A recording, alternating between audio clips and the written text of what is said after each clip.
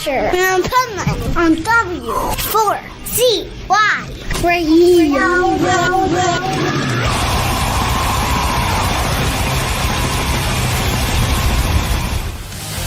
Look at me, do you see? Hiding all of the things deep inside, all the dreams of the girl you want me to be. Think I should. This is the Pipeman here on the Adventures Pipeman W4CY Radio, and I'm here with an amazing band that has some incredible new music. So let's welcome to the show Limberlost. How's everybody doing? Woo! Thank you.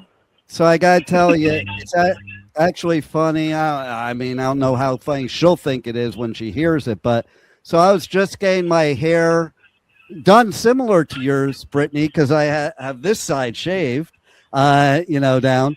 But and somebody there who I know, she actually lost an arm during COVID. So and while I'm saying your name and consider it was right after that, I'm like, well, that's kind of weird because it kind of said like, oh, limb lost. Limb is lost. I know. Well, that's been my big joke actually being here in a fitness camp in the middle of nowhere is that my limber, is lost. I'm very like, all the time, so it's pretty great. I love the name of the band, but actually it comes from the name of a forest. And where is it? Georgia? Is that where it is? Indiana. Indiana. Okay, good, because Georgia kind of scared me. I'm a Yankee, and I'm thinking that it's like in the deep woods of Georgia where they're like still lynching people or something. Well, no. Very, very possible. Our original guitar player, who was the guy that I started the band with, his grandparent, or he's from Georgia, and his grandmother used to call the woods out behind their house where they'd send him to get a switch to get his ass beat with. He called it the Limberlost. And so that's kind of how we brought it to the room. But then we did the whole research of it, and there's actually a story and a legend of a swamp up in Indiana, and that's where the whole thing came from. So I want to hear that story. Let's hear that story. Oh, well, to make it real brief, it was a guy. His name was Limber Jim. Don't know how he got that name, but that was his name. He walked himself into a forest and he got lost. And he he was couldn't have been Limber Janet or something like that. It had to be Jim, huh? Limber Jim, that's right. Limber Jim. And he walked himself into a forest and he got lost. And he was to the point of thinking this would be the end for him. And he called to a higher power and he prayed and he got himself out. He walked in a straight lines in that moment and he went forward. And so the story is a funny little story when I say it like that. But the message that we take from it is that no matter how lost you are or how lost we feel, we have our mission is to just keep going, and that we are on our straight path, and that we will find our way out, and everyone, and that's the message we give to all of our fans too, the lost ones we call them, because everybody gets to a point in their life where they feel, how am I going to get out of this, or how there's no way that this could move on for me. And that's kind of where our music comes from. It stems from that place, and it's supposed to be a beacon of light to help you out. So there you go. See, I love that because that combines both of my personalities. Like you have my music metalhead personality, and then I'm also a motivational speaker, so the motivational personality all in one. I love that. And I would never, you brought up the story, I would even never ask how you got your band name because it's the stupidest question ever that most people ask. Okay, but I'm glad the story came out because it is a pretty funny and good one. I like the message. So there you go. Yeah, well, thank you. So tell us about the new kind of formation of the band, and you got Steve with you now, and just like it's being reborn into something better. Who wants to take this one? Go for it, Steve. She's pointing to the people at the fitness camp. Okay. For myself, I've known these guys for a long time, and go back 12, 15 years, and we've crossed a lot of paths doing shows together and such, and we've always liked each other as people, and I always thought they were a really good band. At the time, back in the day, wasn't really my style of music because they were more like bluesy. Not that there's anything wrong with blues, it's just not really my thing. But when they came back from Europe on their tour and they decided to rebuild the band because it kind of fell to pieces after that tour, they went to Woodshed and started writing some new material, and they wanted to take the band in a little bit different direction. And when they sent me the tracks of what they were coming up with, I was like, damn, this shit is really, really good. And yeah, and it's funny because they were originally trying to get to my son, Devin, to play the guitar. And, my son being what he is, he took like a week to get back to him. And so Mike reached out to me and he's like, hey, man, we're looking for a guitar player and a bass player. And, wondering if, we can grab your kid and, if you know anybody that's interested in the bass. And that's when he sent me the material. And I was like, shit, man, I think that I got your bass player and your guitar player. And my son Devin and I listened to it and we called him back and said, dude, if you guys are in, we're in. And Nice. so here we are a year later, and a couple videos later, and the songs have hit the charts, and things are going really good. All we gotta do now is get our asses out on the road and do the live show. There it is. There it is. But you know what I love about that is you got the father and son thing going there. Mhm. And like, I think about it too. So that's why I'm asking you, do you think back in the 80s that you would have ever imagined playing in a band with your kid? Back in the '80s, I couldn't even imagine having a kid. Right? I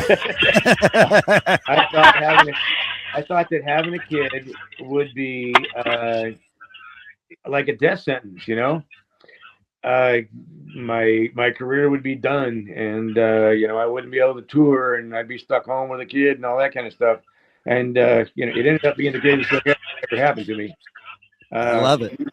But yeah, he came out of the womb with a guitar in his hand, and I've been playing it ever since. And I teach him what I know, and then I send him to lessons, and now he's far surpassed a teacher, man. He's way better than I am on a guitar or a bass. But yeah, it's pretty cool looking over and watching my son just blow people away. And it's cool that we can have that nowadays. Like back then, I would have never been in a band with my dad because whatever music he was listening to was definitely, and it's like so great now. Like I do coverage at music festivals all over the US, UK, Europe, and you see people, it's parents and kids at metalhead shows. And like I put my son in his first mosh pit ever and two of my grandkids. And it's like, wow, I would have never thought that. Like and it's funny. Me and my bro used to always say, when we get older, what are our kids going to listen to that makes our stuff seem like, like we're old, like we're listening to Slayer and of course Metal Church and Metallica and Exodus. And it's like, what could possibly be more rebellious that our kids would do? And it went the other way. They're just joining us. Yeah. Well, luckily for me, my kids grew up around the 80s stuff. So that's kind of what they fell in love with. And then Devin's first concert was a Kiss concert when he was 5 years old. Nice. And, my agent ended up getting me front row tickets. I had tickets to go to the show, but they were, somewhere back in the nosebleeds probably. And he called me up like a day or two before the show. And he's like, you're going to love me. And I'm like, Mick, I already do love you. And he's like, no, you're going to really love me now. I got you 3 front row tickets for Kiss tomorrow night. Wow. And I about shit my pants. And so I brought my son front row, dead center. And he ended up becoming part of the show. Paul Stanley pulled him up on stage and gave him his guitar and everything. But we still got the guitar here in my studio. And it was an awesome experience and probably a life-changing thing for him. So as for him, seeing Kiss his first time and being pulled on stage and ending up with a guitar, that kind of set the hook of what was already. I was already trying to, get him to go that direction, and Kiss set the hook with them, kind of like Elvis Presley did for me, because Elvis was my first concert, and first time you're at a show and you see something blow you away, it leaves an impression on you. So. Oh, I know that feeling. Like we all have that feeling. Like, you know, for me, it was the first club show actually, because my dad moved me from Jersey to L.A. in May of 1980. Imagine what a time to move to L.A. And I went to the Roxy to a Motley Crue show before they ever had an album, before they were glam, when they were basically like horror punk. And I remember walking out of that show, I'm like, I'm never going to a real concert ever again. It is really cool to see big bands in a smaller venue because you can actually get to see them, you know, and see all the little things that they do that you don't see when they're on a big, enormous stage and, you know, 20,000 people in the crowd and you happen to be back in the nosebleeds. You know, you don't get to really be part of the show even though you're there. Exactly. And Yeah. I love to hear that about Kiss bringing your kid up on stage, because everybody likes to throw shade at Kiss, but Kiss is what got me into music. I remember being at the Jersey Shore at the boardwalk. The first Kiss album first came out, but I didn't know who they were. I was playing some game and I won, and it was for record albums. I picked the ones for record albums, and I just saw their faces on the album like, that's the one I want. And then I became like a Kiss fanatic right after that. Yeah. And the cool thing about that concert was that after Paul gave him the guitar, Doc McGee came up to us and invited us backstage after the show. And Paul came in and hung out with my son for about 20 minutes. And I didn't have a camera with me at the time. And he took a picture. He had somebody backstage take a picture, and he took my address. And he's like, "Hey man, if this picture turns out, I'll make sure you get a copy." Wow. And I'm thinking, "Oh yeah, sure." But like 3 weeks later, a big package showed up, 8x10. Hey, Devin, you know, it was great to see you. Keep rocking with your dad, you know, Paul Stanley.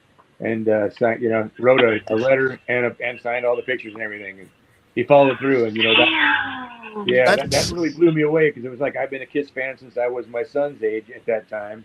And, you know, it just kind of like renewed my sense of, you know, I made the right choice. This was a bitchin' band. You know, they actually followed through and did something like this for a fan.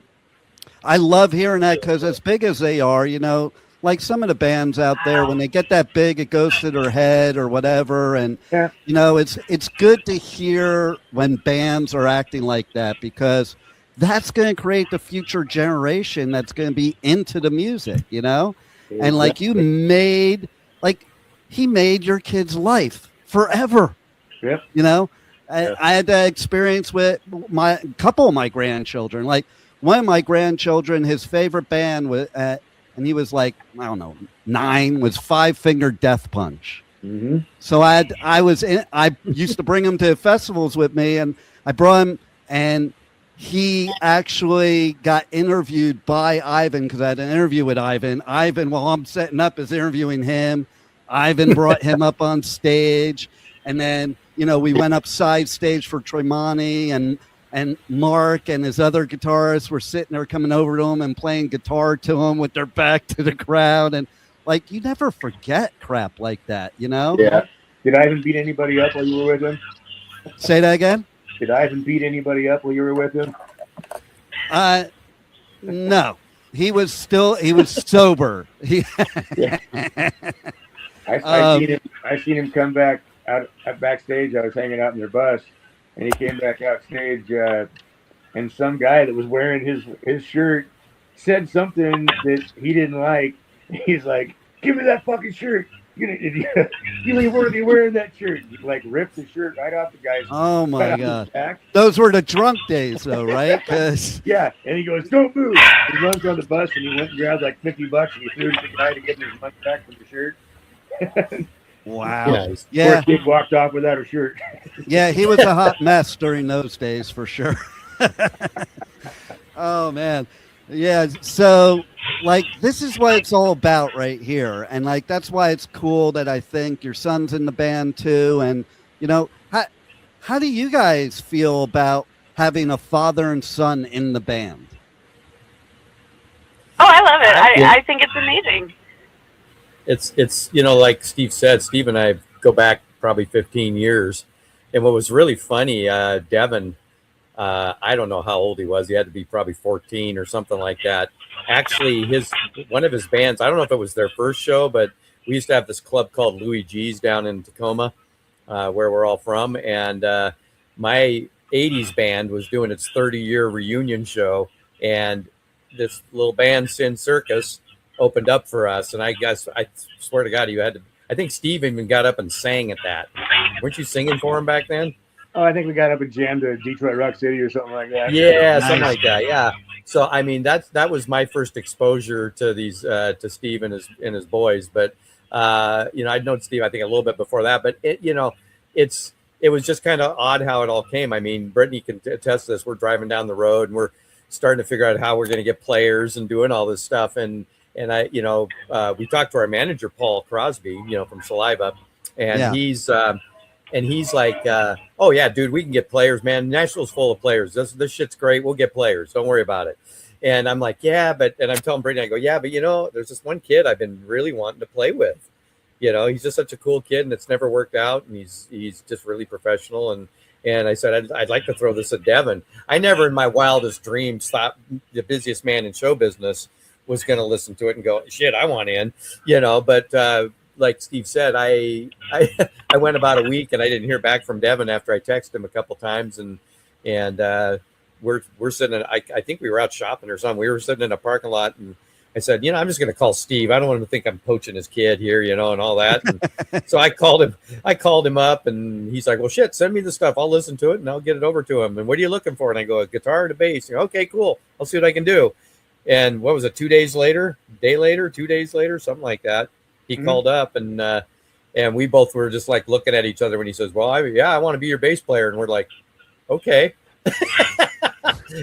I'm wondering how that's all going to work with, the Metal Church and the Autograph at the time, because he was pretty busy. And he has this other project with his Elvis tribute. And I was like, yeah, this could be interesting. But, the universe has a way of shaking things up. So at least one of those deals I don't got to deal with anymore. But we're looking to get it out. Yeah, it's just fun having them both. I mean, like I said, Steve and I've been throwing jabs at each other on the internet for probably at least the last 10 or 12 years. So it's now we're just doing it. Now we're just doing it across the studio. So yeah, it is what it is. Speaking of jabs, the funny thing is, if you add my age and my son's age together, we're still younger than Mike.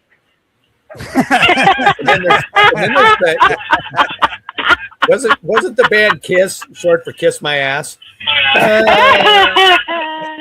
I'm just God. that old. Hoodie is older. Yeah. See, this is why you guys are a great band right here. Like you're just having fun together and like each other. Like there's too many bands out there that are just like pissed at each other all the time. And I'm like, dude, you're in music. Well, we're just getting. Have fun. It's early. It's early. We're just getting started. It's early. Yeah, if you're not having fun in this industry, it's the wrong one to be in for sure. Yeah, it's way too hard to not have fun with it, man. No doubt. Well, that's the thing. That was a really cool thing about Steve coming on board too. Is it's just like the fun factor went up because both of us are kind of the same guy when it comes to certain shit. So, we haven't turned on each other yet because there's still too many helpless victims out there. But wait, you mean one of you didn't go across stage and try to punch the other out during a performance? No, I'm just talking about Frank. Not even so much on stage. It's more like the backstage antics and when we're in hotels, B&B's time, and we're just fucking with each other, and Yeah, he doesn't know. He draws wieners on people's faces. I trace them. Yeah. Yeah. Mike's still trying to figure out what happened to his toothbrush that one time. There's that. See, that's all good shit. Are my teeth that brown? See, this proves that there's still fun things that go on backstage. Yes. Yeah. Well, the world's a fucked up place, and this is supposed to be an escape. Music for me has always been an escape. If I go see the concert, I don't want them preaching politics to me. I don't want them to preaching, whatever their thoughts are, whatever the bummer's going on in the world. I paid money to go to this show and have a escape from reality. No doubt. I'm with you, man. Like I actually came up with an idea of how we could solve all the world's problems, and that is to have one big music festival, specifically rock, metal, punk, not the ones where people fight at, and where the whole world has to attend, because and on the way to the door, everybody's handed a joint. There you go. Because that's where they are united. That's where there are no outsiders. Funny story about that is, like, I had somebody working for me. She was also a co-host on my show, and she was a country girl. And one time, one weekend, I had to cover 2 festivals at once, which of course I couldn't do. And so I sent her to one, and she had never been to a rock show in her life. And this was a Danny Wimmer festival with, I think Slipknot was headlining, and Bring Me the Horizon and stuff like that. And I said to her, I'm like, listen, she was really scared about it, because like us metalheads, we scare people. I said to her, listen, you're going to have so much fun at this thing. Like, it's not like your country shows you go to where the rednecks are getting drunk and beating the shit out of each other. Like, you're going to make new friends. You'll probably meet some dude. And I just painted this like picture of how great it is. She comes back after the weekend and she goes, oh my God, you were so right. I made all these great new friends. I teabagged some guy and he's now my boyfriend. And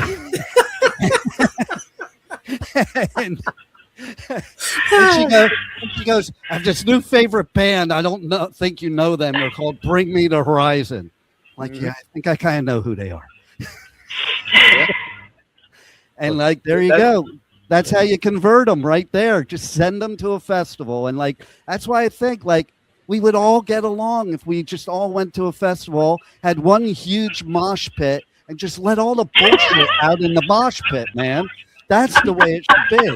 And just leave it all in the pit. Fuck the wars. Fuck the bullshit. Just leave it all in the pit, and we can all have a joint and a beer afterwards. That's the way it goes. Yep. There you go.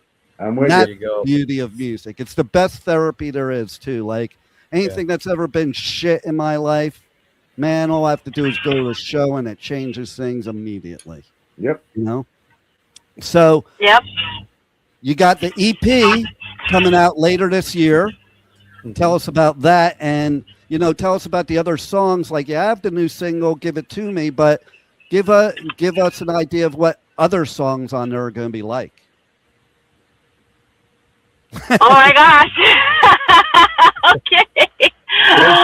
I'm so excited for this next one because it's a bit of a continuation on our last album. Beautiful Scars was a concept album, taking on the Japanese art form of kintsugi or kintsugi on as a person, and as you grow and gain experience and you get scars, sometimes we make them mean negative things, but what if we made them mean beautiful things? So that was the story of Beautiful Scars, is kind of coming into your own and owning everything that you are and that you have done and that you have been through.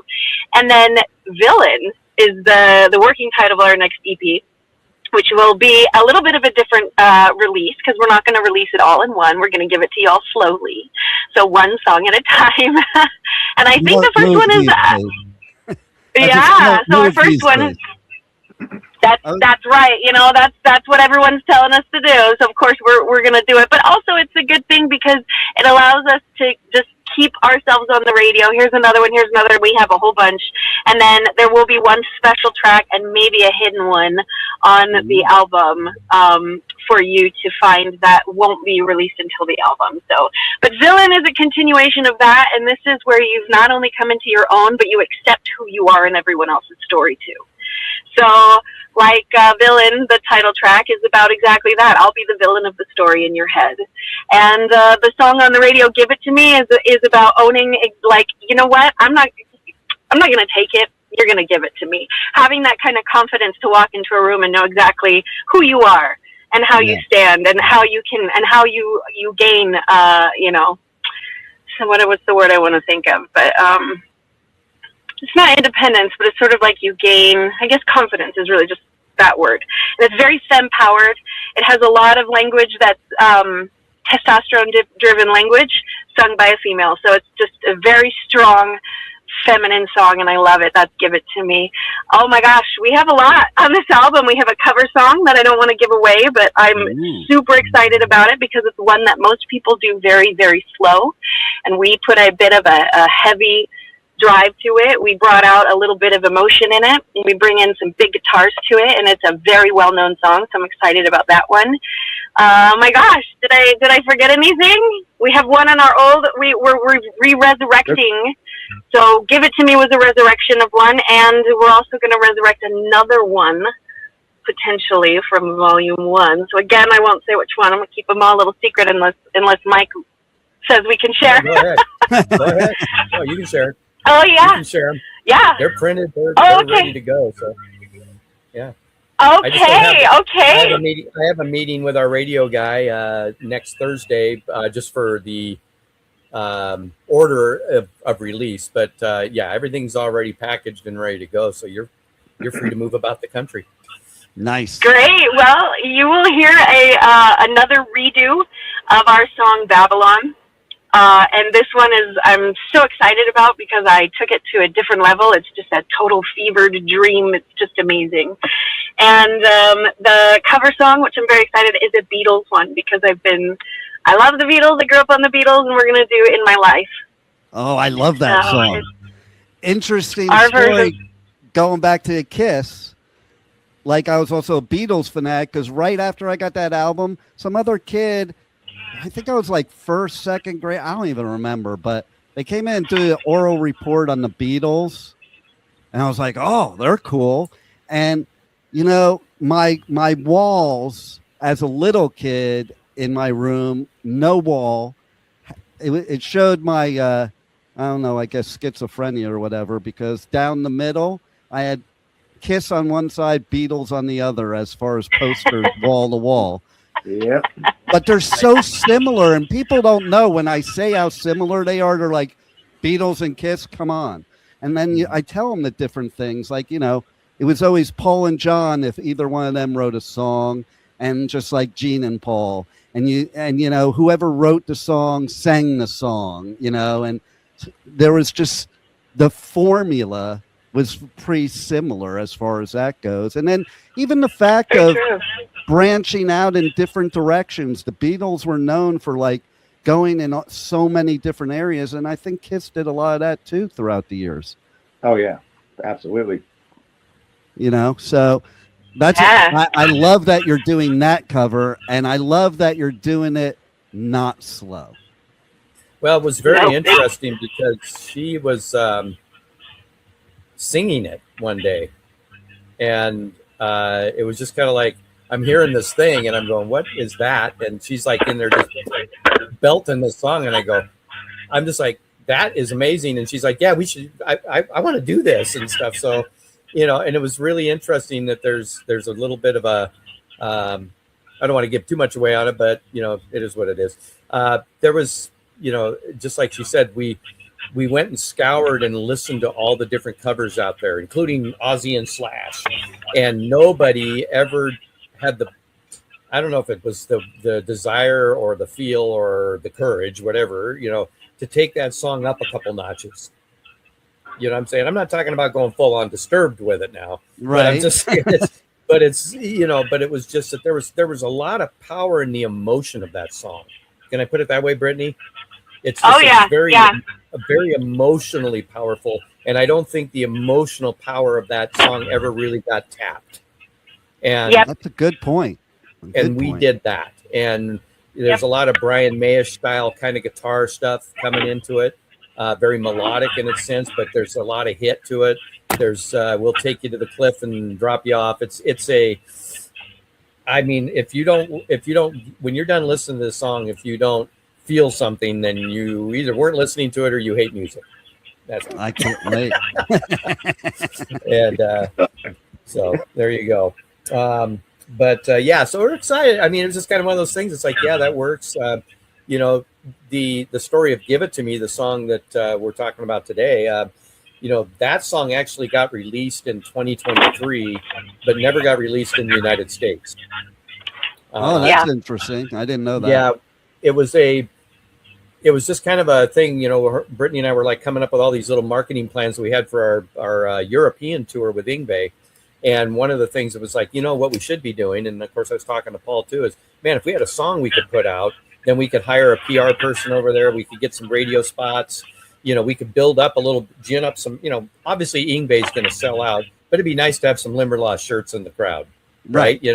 And being our first trip to Europe, that's a tall order too. But it was like, we had some internet traction over there, so we figured we'd try and get that. So it just so happened that "Give It to Me" was kind of in that almost done space. So we kind of pushed it and produced it and got it out and then released it and whitelisted all the stuff in the Western Hemisphere, but we only released it all over there. So yeah, if you were in UK, you could Spotify that song in 2023 to today. In fact, it still gets a lot of spins over there. But then we got back and it was kind of like, now we've got to release it here. But then we were kind of like, I don't know if this is the band we want to release it with. I don't know if this is the direction we want to go. We had already and at the time too, go ahead. Our songs were sounding different, right? And if I remember correctly, we were like, it doesn't sound like our new material now. Oh no, and so it'd be, what do we do with this song? I remember that. And we had a couple of them. There's a song we wrote with a friend of ours named Sammy called Ruja, and it's kind of sitting in this nexus, like, what do we do with this song? But it is. Then the sound changed dramatically, and so when this new EP started to take shape, it was kind of like, if we gave this song a modern makeover, and when I say modern, to this band, to this sound, right, to this energy, this would be a good time to release that song. So that's what you have, and it's just kind of a reimagined version of what we wrote back in 2023. And I personally, even though I penned it, I personally like this version way better than the old one. Nice. I think that's true of a lot of artists, though. It's like I've heard Hetfield say all the time, like, I don't know why they play the old version of Seek and Destroy at the San Jose Sharks games. I can sing a lot better now. And it's like, I find that a lot of artists, when they redo stuff or their music later, they like it better. Why? Because you're a better musician at that point. Like when you're a teenager doing this stuff, you don't really know what you're doing yet. So you want to grow into your craft and get better at your craft. And I think that's what happens. And that's probably what happened with this song. Yeah. Well, we've got the players, Steve is, renowned Metal Hall of Fame bass player. His son is a beast. In fact, we just released a short out today of him covering his solo in this and playing. And it's just like, you listen to it and then watch him play it, and you're just kind of like, wow, this kid's good, Nice. And then of course we've got, Beaker the Wizard, that our keyboard player, Tony. We have lots of names for Tony. There's Tony, there's Teabag, there's Dr. Who, there's Dr. Who, there's Tony, the Wizard, Beaker. Yeah, I mean, and he's the coffee roaster. Was he Juan Valdez now because he's roasting coffee on it? He just got a short from him on that. But anyway, and then of course these two lovely opera singers that just are top of their craft. I mean, what do you do? What do you do with that? And the material and this that we've been able to write, and the way we've been able to produce it, I don't know. It just was kind of like one of those lightning in a bottle moments. But I think it's definitely where we belong. I think we are strong here, and you're just seeing the beginning of it. We took a couple of these songs that are on the albums, Sugar and Villian. We actually took those out on the road last year. Mm-hmm. We had just finished writing those. I think about the time we were rehearsing to go out on tour, and we were like, shit, let's put these in the mix, And so we've been playing those for a little while now, and those haven't been released yet, but they went over really well on tour. So yeah, we're really excited. It's an interesting year. It's going to be fun. Like Steve says, our biggest challenge right now is we kind of went through a couple situations where we don't quite have the booking management that we thought we were going to have. So we're a little slow off the start getting out this year. We do have some big shows coming up. Of course, there are things we've signed that we can't talk about yet because there's bigger names on those bills that haven't announced yet. Right. But you know, so we do have stuff coming up, but you know, the fun stuff is going to be releasing these songs, of course. And then we also, I'm personally very excited about the summer when I think we're going to do it when we hit Sturgis. We picked up a very talented and very experienced front of house guy. That's important. And he's worked with, I don't know, Steve could speak to it better because we met him through Steve, but he's dropped names like the Commodores, Lady Gaga, Bondi. He was just supposed to go out on tour with Ghost, but got COVID right before it, so they had to find somebody else. You know, he's worked the board at Wacken. He's, you know, I mean, he's really, really good. He's actually a serial killer in our video Buried.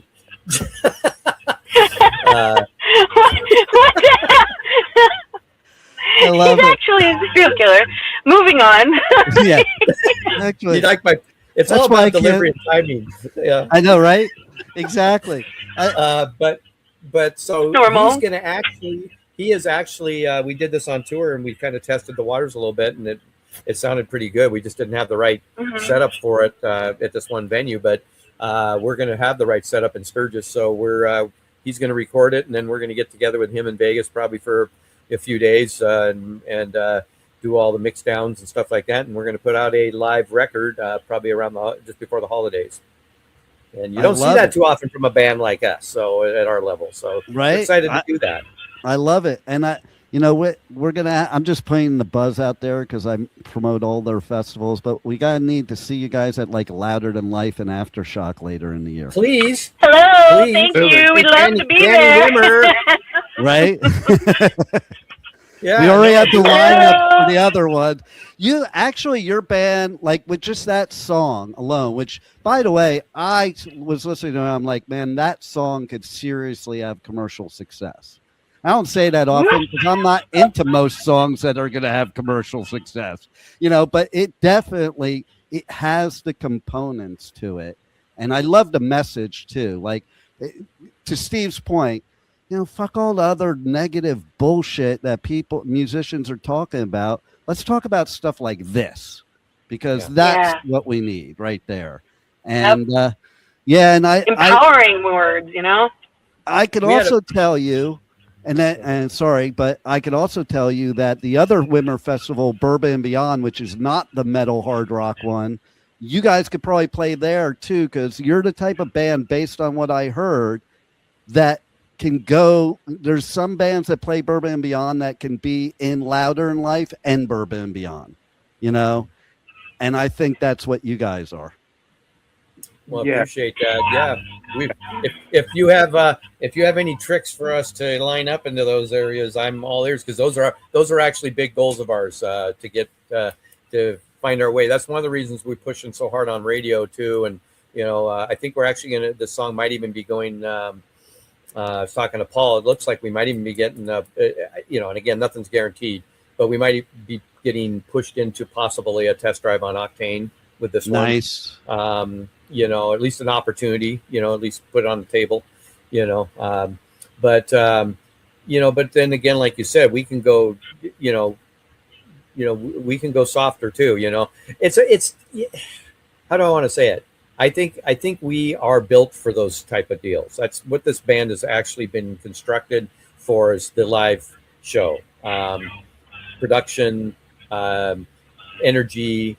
When Brittany and I sat down and put Beautiful Scars together, one of the biggest conversations we had during all that was how it was almost looking at it from a musical theater standpoint, is how does the whole production, how does the whole stage show look per song? And so we really put a lot of thought into that when we're writing and producing these songs too. It's like, what are we going to do here? What are we going to do there? Oh, we could do this with this part, you know, and stuff, because at the end of the day, with all the BS going on out there about music and all the computers and AI and all the stuff going on, at the end of the day, you still have to go out and deliver it. Mm-hmm. You know what I'm saying? You still have to be that connection to somebody, Paul Stanley to little Devin Unger. You still have to provide that, and so that's what those are our major goals. So when you say things like Louder Than Life and Aftershock, I'm kind of chubbing up over here. Can't really see, but it's small, but I'm sure it's there. It's small, but it's important. But oh man, that's great. I'm just saying, those are our bucket list items right now, at least on the stateside thing. You made a comment about the positive and stuff too. I got to share one little story with you from our last tour. Sure. And we wrote a song back in, I think we recorded it back in 2019. We had a very famous producer come to town and named Timothy Eaton, and he took this song on, and there's a whole story how that happened. But and he produced this song, and we did a video, and it's a very long song. It's not a radio song. It's like a 6.5 minute song, but it's just so impactful. It's got so much message to it. And we were out on tour, and we just finished our show in Atlanta, and we were driving our RV, and the boys were in the hotel. But we hit this little the day of, hey, let's stay here, RV park in Mobile, Alabama. Mobile, Alabama. Alabama. And as we do, I pull in with our 53-foot land yacht here, and I go into the, check us in, and of course I talk to the person. I tell them who we are. I give them a CD because that's what we do. We're spreading the word, right? And she goes, "Oh, my daughter will love this. She listens to this kind of stuff." And she tells me a little story about her daughter and some trauma she'd went through and family stuff that had happened, and how she was really into music now, and da da da. So as I'm leaving, a young gal walks in. I didn't know it was her daughter. And then we go and park and start setting up our stuff for the night. And about 20 minutes later, they roll up in their little golf cart, and the daughter had walked in as I was walking out, saw the CD sitting on the counter and said, "Where'd you get that?" And she goes, "Well, the drummer was just in there. They're staying here, and he gave me their new CD." And she goes, "Shut up! I have them on my Spotify." And we're like, and so they drove down to meet us, and I don't want to go into the story because it's it'll make me tear up. Well, it's not for public consumption, but no, she went through some heavy trauma, and it was our song "Good Fight" that got her through it. Wow. And we're a little band out of Seattle, and she's a little girl in Mobile, Alabama. I love that. That's what music's all about, right there. Yeah. Oh yeah. That it's moments like that for people like you guys that's what you do it for. That's when you get that moment where, even if you're in the moment of like, oh, so sick of this business, why am I doing this? And then something like that happens, and you're like, that's why, right there. Yeah. Yep. It reaffirms it. It brings you back to why. I think that's the whole thing. Is if you get up in the morning and you've lost your why, well, then what the hell are you doing? No doubt, 100%. But gotta have your why. I think we're all rockers, so we're naturally immature. So my grandmother says you're only young once, but you can be immature forever. So I think that we have that natural immaturity that comes along with it. Hey, what's great about that is my grandkids like me a lot better than their parents because I'm a lot cooler and a lot more fun. Yeah, right. That's right. Even if their parents say don't take them in the mosh pit, I'm like, okay, whatever. I'm taking. Well, I was around. Let's put it this way: I'm old enough that I saw the original. I waited every Friday night to see the original Batman series. Oh yeah, me too, man. Me too. All right, and I hate old people. I'm an old. I'm just saying. I just don't want to be. I don't want to be that. I see it's so true though. That are just like they've lost their limber. I don't know. State of mind. Yeah, of course. That's what it is. It's so true though. Like I have this brother that's 6 years older than me, and I swear he's like 30 years older than me. Right. Like, he was just telling me the other day he was complaining because some kids were playing their music too loud. And I'm like, well, that would have been fun. What the fuck are you complaining about? I would have been over there partying with them.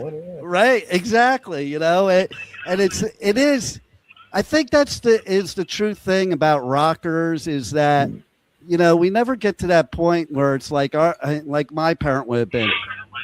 Will you and your motley crew turn that shit off? Satanic music. Yeah. Oh yeah, it's Devils. Praising the devil and shit. Oh man, it was. By the way, speaking of that, I figured out how to get rid of Jehovah's Witnesses when they come to your door. Answer it naked. That's a good one too. I'll have to try that too. But Pay for the pizza. I think it was like I was like 16 years old, and I had Slayer playing through my guitar amplifier when they knocked on the door, and I had an Ozzy Diary of a Madman shirt on, and they started their thing, and I just looked at them very dead serious. I'm like, yeah, I'm a devil worshiper. Can't you tell? They freaking ran, man. They believed me. They freaking ran.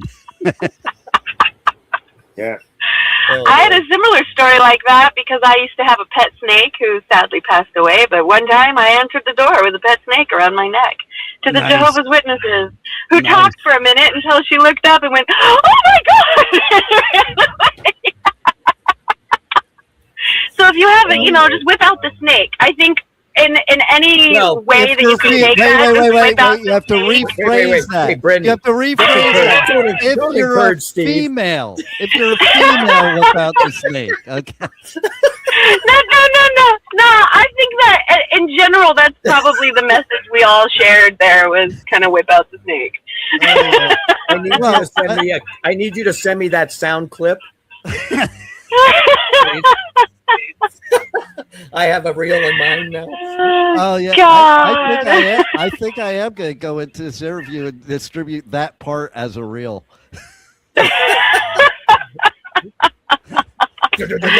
Well, Put it on repeat. Whip out the snake. Put it on like repeat. oh my God. Whip out the snake. Whip out the snake. Oh boy. The next EP that we'll have is inspired by Don't be a Jehovah's Witness. Whip out the snake. That's the name of the next EP. Well, it's funny. We actually have a song on this new EP called "The Devil Never Sings." We There do. you go. We do. There you go. So that's perfect. So how do people reach out to you guys on socials, on the web, buy your merch, check out tour dates, get the music, all that stuff? And by the way, if they don't buy your fucking merch, they can't listen to my fucking show. Oh, well, if you Just like saying. that. There you go. Well, I'm going to say you got to look at our limberlostmusic.com webpage. Not to you be can get confused with Limberlust, by the way. Don't go Limberlust, that way. or as Yeah, we don't were go once that called- way. we were once called Lumberlust, you know, because the guy All said you his people that- music gave him wood. Get wood, yeah. Yeah. So go on. Spotted Owl fixed that. But anyway, yes, limberlostmusic.com is our website. And we are all over everything. Facebook. We are on Instagram, TikTok, YouTube. Just did our first couple of YouTube lives. So we've got a lot of stuff, a lot of independent artist kind of things going on over there. And plus all of our music and stuff. And of course, all the platforms, you know, Spotify, Pandora, you know, iTunes, all, you know, anywhere we're professionally distributed. So it's everywhere. But if you go to our website, there is a store, and it's been called the Walmart of rock and roll merchandise Nice. stores, because we have just about everything you could think of, including Steve's refreshing Limber Lube. Perfect. But We do have a lot. We have a lot of stuff though. We have dog collars, we yeah, have luggage, and just anything you'd want on a Saturday night, I guess. yep, tennis shoes. You can get Limberlost tennis shoes. It's really cool. You can get tennis okay. shoes. Here's There's all what you kinds need of to fun do. stuff. Here's what you You need get to an do. you can get an alien. Actually, Go ahead. alien what? Alien G-string, but no, I don't know. Do we have an alien Stop. G-string? No, Yeah. here's what No. you gotta do. Here's what you gotta do. I have a pair of Bad Flower Heelys. You gotta do Heelys. Heelys. Oh, fucking Huh. shoes with wheels. Yeah. Oh my God! Those little Since you brought up the sneakers, you know. Tennis you can even shoe wheels. you can buy my drumsticks. Nice. Yeah. We even have instruments, actually. We've got a lot. We have like all kinds of fun stuff. It's definitely worth a look. But you can find us on all the social media platforms. We're, limberlostmusic.com. You could just Google Limberlost Music, Shopify. We're on that. Like just all the things. There isn't a place you won't find us. How about this? Do you have a limber kazoo? Yes. I couldn't even say it. Yeah, I got a Limberlost kazoo. Oh my gosh, It's from a band that I interviewed at, I think, Bloodstock. And I can't remember which band, and it was a death metal or metalcore band, so I can't read what the band is either. Right. That damn Don't have a kazoo. We do have an air freshener that can go in your car, though, and it's our logo, and it smells like coconut. See, that's so funny you should say that, because I like that, because I was driving down the road just literally 2 days ago, and I saw somebody with those old school, look like pine tree air fresheners, and I'm like, man, why are people still buying generic ones like that? Like, you're going to hang that in your window? Like, that looks stupid. Get something cool. So like we have like a park ranger. Right? That would be a good one. Yeah, we've got that on there. We got all kinds of stuff, but there is Steve's Limber Lube, so that's it smells nice. It's very nice. It's white and creamy. But in all seriousness, though, we also have all of our music downloadable and straight there on our website. So we, as much as we love all the distribution platforms, and you can get our music everywhere, but if you buy it from us directly, we don't have to share. So it really helps us as independents. If you're going to download our music, download our singles, download albums. We have all the digital downloads available. We also have some physical copies, depending on how new it is. But all of that is on there also. So we're kind of a self-enclosed one-stop shop.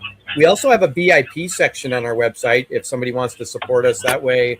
It's $35 a year, something like that, and then you get all the, you get all the outtakes, all the cut ups, all the, who got the wedgie on tour, all that kind of stuff. That's all in that little corner there. So we call that our VIP section. Plus, you get a chance to get things a little bit before they come out. So, all on our website. So we're becoming our own little country. Do you have any 8 tracks? 8 tracks? No. I have 8 tracks, but I don't have any Limberlost 8 tracks. How do we make we've never gone down the road of making those. Yeah. It's hard enough just to make records, which we do have. We do have a way to buy a record, but they're making cassettes now again too. Yeah. Let's bring back the 8 track. Like, I miss my Blizzard of Oz 8 track where I had to put the matchbook underneath and it shifted from track 2 to track 3 in the middle of Mr. Crowley, and it fades out. When you went over the speed bumps, when you go over speed bumps, it would change automatically. Yeah, I wore out 2 my Sharonas, and my, of course, the problem with 8 tracks, the reason I had so many is I was one of those dumbasses that did the Columbia House. I did too, man. I still owe them probably like $10 million, like, because my credit's interest in the only black mark on my credit history is those guys. Here's a bit of intel about me. I found out like later in life, my father owned one of those companies, like Columbia House, before I was born. Like, damn, I could have had a lot of good shit, man. Yeah. Oh, man. I think when I was a teenager, like, it was great. I didn't have money, so I just gave my penny and like once a week, and I got all my music. Yeah. Oh, man. So 2 or 3, and then 2 or 3. Say that again. Say it again. I said, what, it was like getting CDs or 10 sets for $1 or for a penny, and then you had to buy like 2 or 3 over the next 12 months, right? Yeah, and they would keep sending them to you. They would keep sending them to you, and I just kept them like I was underage. Like, sure, bill me.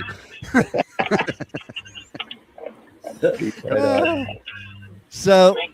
anything else we touched on so much. This actually borders on like, I think my third longest interview ever. I have like over 3,000 of them. Yay. Awesome. Got a bronze That medal. says something about you guys though, seriously, because like, We talk a lot. it's just good. There was no dead air. I'm not bored. Like there's some bands, like sometimes you're bored. Hate to say it, but there's like my worst ever.